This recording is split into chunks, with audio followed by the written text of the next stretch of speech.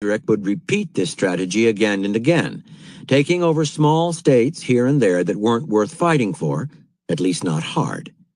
In this way, almost before anyone noticed, he made Prussia a great power. Had he begun by invading some larger territory, he would have shown his ambitions too clearly and brought down upon himself an alliance of powers determined to maintain the status quo. The key to his piecemeal strategy was an opportunity that fell into his lap. Austria was at a weak moment. Silesia was small, yet by incorporating this neighboring state, Prussia enriched its resources and put itself in position for further growth. The two combined gave him momentum and allowed him space to slowly expand from small to large. The problem that many of us face is that we have great dreams and ambitions. Caught up in the emotions of our dreams and the vastness of our desires, we find it very difficult to focus on the small, tedious steps usually necessary to attain them. We tend to think in terms of giant leaps toward our goals. But in the social world, as in nature, anything of size and stability grows slowly. The piecemeal strategy is the perfect antidote to our natural impatience. It focuses us on something small and immediate, a first bite. Then, how and where a second bite can get us closer to our ultimate objective. It forces us to think in terms of a process, a sequence of connected steps and actions, no matter how small, which has immeasurable psychological benefits as well. Too often the magnitude of our desires overwhelms us. Taking that small first step makes them seem realizable. There is nothing more therapeutic than action. In plotting this strategy, be attentive to sudden opportunities and to your enemy's momentary crises and weaknesses. Do not be tempted, however, to try to take anything large. Bite off more than you can chew, and you will be consumed with problems and disproportionately discouraged if you fail to cope with them. The fait accompli strategy is often the best way to take control of a project that would be ruined by divided leadership. In almost every film Alfred Hitchcock made, he had to go through the same wars, gradually wresting control of the film from the producer, the actors, and the rest of the team. His struggles with screenwriters were a microcosm of the larger war.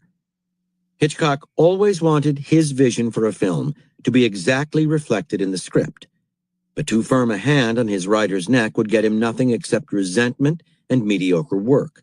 So instead, he moved slowly, starting out by giving the writer room to work loosely off his notes, then asking for revisions that shaped the script his way. His control became obvious only gradually, and by that time the writer was emotionally tied to the project and, however frustrated, was working for his approval. A very patient man, Hitchcock let his power plays unfold over time, so that producer, writer, and stars understood the completeness of his domination only when the film was finished. To gain control of any project, you must be willing to make time your ally. If you start out with complete control, you sap people's spirit and stir up envy and resentment. So begin by generating the illusion that you're all working together on a team effort. Then, slowly nibble away. If in the process you make people angry, do not worry. That's just a sign that their emotions are engaged, which means they can be manipulated. Finally, the use of the piecemeal strategy to disguise your aggressive intentions is invaluable in these political times, but in masking your manipulations, you can never go too far. So when you take a bite, even a small one, make a show of acting out of self-defense. It also helps to appear as the underdog. Give the impression your objectives are limited by taking a substantial pause between bites, exploiting people's short attention spans, while proclaiming to one and all that you are a person of peace. In fact, it would be the height of wisdom to make your bite a little larger upon occasion, and then giving back some of what you have taken. People see only your generosity and your limited actions, not the steadily increasing empire you are amassing. Reversal. Should you see or suspect that you yourself are being attacked bite by bite. Your only counter-strategy is to prevent any further progress or fait accomplis. A quick and forceful response will usually be enough to discourage the nibblers, who often resort to this strategy out of weakness and cannot afford many battles. If they are tougher and more ambitious, like Frederick the Great, that forceful response becomes more crucial still. Letting them get away with their bites, however small, is too dangerous. Nip them in the bud. Here are further reflections on the fait accompli strategy. From the I Ching. Shen development. Gradual progress. This hexagram is made up of sun, wood penetration above, i.e. without, and ken, mountain stillness, below, i.e. within. A tree on a mountain develops slowly according to the law of its being, and consequently stands firmly rooted. This gives the idea of a development that proceeds gradually, step by step. The attributes of the trigrams also point to this. Within is tranquility, which guards against precipitate actions, and without is penetration, which makes development and progress possible. And by General von Win-Zapp. All the conceptions born of impatience and aimed at obtaining speedy victory could only be gross errors. It was necessary to accumulate thousands of small victories to turn them into a great success. Chapter 30. Penetrate their minds. Communication strategies. Communication is a kind of war. Its field of battle, the resistant and defensive minds of the people you want to influence. The goal is to advance, to penetrate their defenses and occupy their minds. Anything else is ineffective communication, self-indulgent talk. Learn to infiltrate your ideas behind enemy lines, sending messages through little details, luring people into coming to the conclusions you desire, and into thinking they've gotten there by themselves. Some you can trick by cloaking your extraordinary ideas in ordinary forms. Others, more resistant and dull, must be awoken with extreme language that bristles with newness.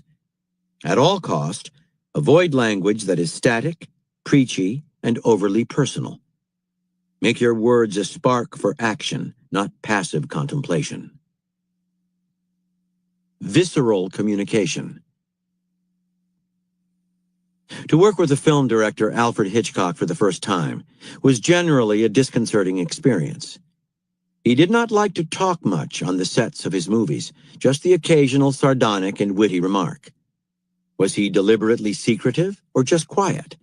And how could someone direct a film, which entails ordering so many people about, without talking a lot and giving explicit instructions? This peculiarity of Hitchcock's was most troublesome for his actors. Many of them were used to film directors coddling them, discussing in detail the characters they were to play and how to get into the role. Hitchcock did none of this. In rehearsals, he said very little. On the set, too, actors would glance over at him for his approval, only to find him napping or looking bored. According to the actress Thelma Ritter, if Hitchcock liked what you did, he said nothing. If he didn't, he looked like he was going to throw up. And yet somehow, in his own indirect way, he would get his actors to do precisely what he wanted. On the first day of shooting for The 39 Steps in 1935, Hitchcock's two leads, Madeleine Carroll and Robert Donat, arrived on the set a little tense. That day they were to act in one of the movie's more complex scenes, playing relative strangers who, however, had gotten handcuffed together earlier in the plot, and still handcuffed, were forced to run through the Scottish countryside, actually a soundstage, to escape the film's villains. Hitchcock had given them no real sign of how he wanted them to act the scene. Carroll in particular was bothered by the director's behavior. This English actress, one of the most elegant film stars of the period, had spent much of her career in Hollywood, where directors had treated her like royalty. Hitchcock, on the other hand, was distant, hard to figure out.